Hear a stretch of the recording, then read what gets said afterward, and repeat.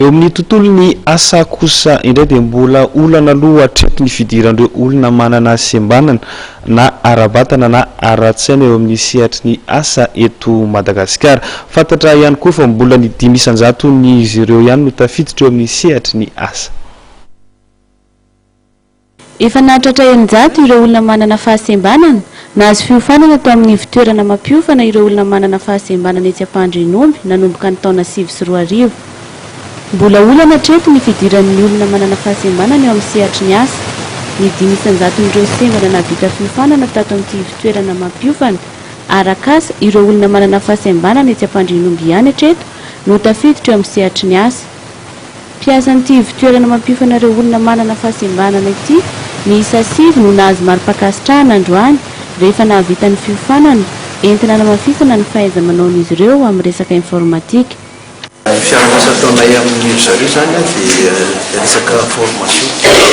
Izay formation renforcement de capacité zany ny personnel ny fitoerana fiarahasa ataonay amin'ny.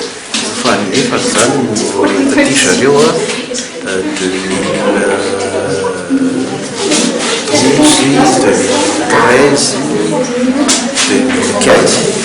resaka informatika foana zany no tena nanofananay hatramin'izao izay resaka bureautique, internet, resaka conception d'image.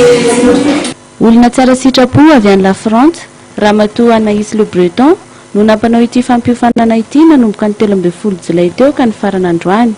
Natao mba hampitomboana ny traikefan'ireo mpiasa ao amin'ity fitoerana mampiofana arak'asa ny olona manana fahasembanana ity.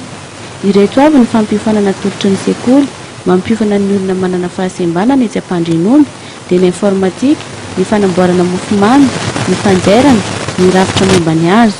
Ankoatra ny eto Andrenivohitra dia manana fitoerana roa any Mahajanga sy Toliara mikarakara ny fampiofanana arak'asa ny olona manana fahasembanana ny Centre National de Formation Professionnelle en Situation Handicap. Ny famoronana asa ho an'ny tena no tena ampirisianareo olona manana fahasembanana manao fiofanana eto Ampandrinomby. Efa miisa roa ny fikambanana eto amin'ny centre hivondronan'ireo sembana amin'ny famoronana asa manokana.